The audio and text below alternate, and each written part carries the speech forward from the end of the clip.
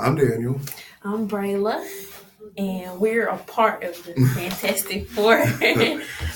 and basically, is inequality inevitable? I would say yes. Based kind of on the boys when we was talking about the double consciousness. I think so. And kind of like how we discussed in class, we kind of have different personalities for different people, and just say myself, like the part of me that I act around my friends, of course, is going to be different than the way I act around my boss. But I feel like the people who see my professional side kind of don't really get to see kind of the real me, as far as like, somebody who I don't have to act a certain way towards, kind of like in that situation. And Sorry. you fine. In the other discussion, I said at first I said the question of is inequality inevitable. I was like, kind of in a way, but after like 5 minutes of talking, I had to take that statement back, and I was like, yes, like just blatantly flat out, cause and I said that it was because there's always going to be differences, but I didn't get a chance to bring up double Double consciousness. double consciousness. Mm-hmm. Even though I kind of thought about it for a second, but in discussion, It slipped your mind. Yep, because someone said something else, and I have to chime in on that. But yeah, I feel like double consciousness is kind of. I'm have to cut that out. Anyway, I feel like double consciousness does like. Oh, girl, I edited out most of that. I'm just messing up. But I'm looking at double consciousness. In The Invisible Man, he talked about how he was invisible, but he wasn't invisible in his own doing, or he didn't make himself invisible. Mm-hmm. He was just invisible because people refused to see him. And I feel like that's another important factor to consider whenever thinking about is inequality actually inevitable or not, because sometimes it's not even about how you see yourself, it's about how other people perceive you. And people are going to perceive you differently in different situations. It's like no matter how regular you're acting, or even with your double consciousness, people like even with taking double consciousness into consideration, people are going to see you differently or as the other, because I said there's always something. I said as long as we exist in like a capitalist society, and I related it to a caste system, but nobody wants to call it a caste system because that's Indian. I go for Indian descent. No one wants to know. It's not patriotic, but as long as we live in a rigid system where it stacks one above the other, how there's just a clear cut between lower, middle, and upper, there's gonna be inequality, because like can't really be equal if like everyone is. If it's clear cut division, yeah. And I'm not like advocating for communism, but at the same time, like we don't have to make the same amount of money to be equal. Because I know Dubois kind of mentioned getting equal financially, and of course, like we don't have to make the same money or like the same dollar amount, but I would like to make like the same amount to the dollar as another person makes. Right. Like I forgot the exact percentages, but white men make like the most amount to the dollar, and then there's like white women, there's black men, black women, and then I think it was Latino women or Hispanic women and then Hispanic men. Somewhere around there. Like I think it was women make like 50 cents of the dollar, somewhere around there too, compared to a man. Right. But black men make like 40 some, black women make like lower 40 some. So, and I mean, I'm talking like more like higher corporate jobs. I mean, if it's like minimum wage job, of course everyone's gonna make the same hourly wage. Right. But like getting higher and higher, like getting, getting more up into it, and across the board, people like make less money, and I feel like I don't mind if like my boss. Like it's not that I have a problem with like a boss or a CEO making more money because of course they work for that position sometimes. But But if you have like the same title, I would like for my dollar to be just as worthy as a white man's dollar. Exactly. And I had kind of wrote it in my notes, kind of like Weber. He said he based it on resources, which are wealth, prestige, and political power.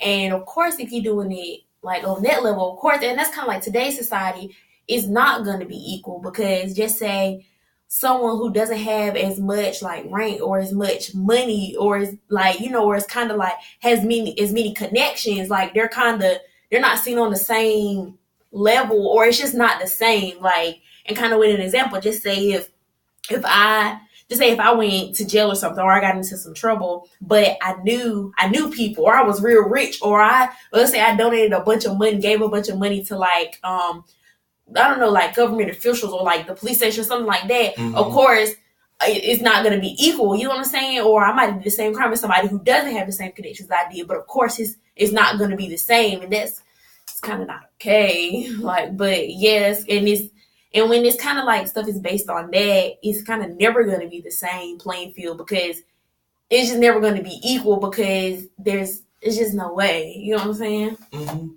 That since you mentioned the prison system, well, here's just a little fact. If you didn't know, you know North Carolina's a predominantly white state, but our prison system is like predominantly black. Wow, that's crazy. Yeah, it's not surprising though, but because America, home of the free. But aside from that, even with crime, there's inequality, which doesn't really make sense in a way, because like the charge for cocaine and crack are like ridiculous. Right. Because if you get caught with, I think if you get caught with like a gram of cocaine, you would get charged as if you got caught with like 100 grams of crack. No, if you get caught with a gram, it's reversed. Gram of crack and 100 grams of cocaine, like it's switched. But I don't understand it because I didn't understand that because you need cocaine to get crack. Like they're the same, it's just different forms. One of them has additives and like more dangerous stuff, but still, and then the reason for that being was because cocaine is more like a white collar drug. So like higher end people do cocaine, but they see kind of crack like the cheaper drug. Crack was the cheaper. Crack was the cheap version of cocaine, and crack like flooded in the urban cities. So it was just easier for them to incarcerate mass numbers of the minorities. And the same thing happened back in the I'm not sure about the exact date or like year, but I know in America this is why the war on drugs started.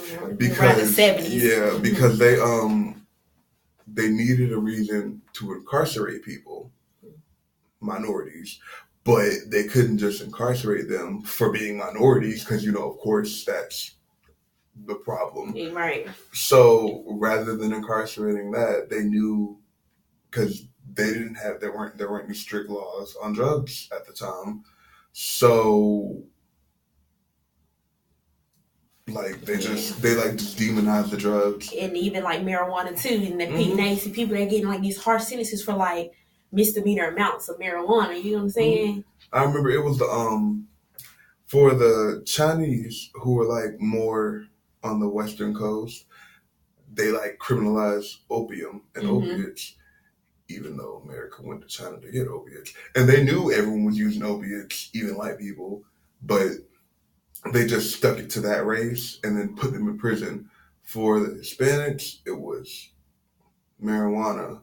I forgot the exact, like, whatever reason they gave behind that. But for blacks, it was cocaine. They said a black man could take some cocaine. I forgot how much, but he could take some cocaine and he could just work all day. And I guess that was them like, oh, well, he's taking money out of our pockets. So they just started incarcerating blacks for possessing cocaine, and they knew that other people were doing cocaine, but they just kind of fell to the wayside. You never think crime would be like unequal in any way. Right. And then it's like the same offenses, but just a different race, and slapped with such different times, and it's really sad, and it's really like kind of disheartening when you think about it, or you just take a minority or a black teen or something like that, you take it and you throw the book at them, and then once you get out and you've like have a prison record, it's basically impossible for you to turn your life around. You know what I'm saying? Like it should be much pay your debts to society. That's it. It's over and done with.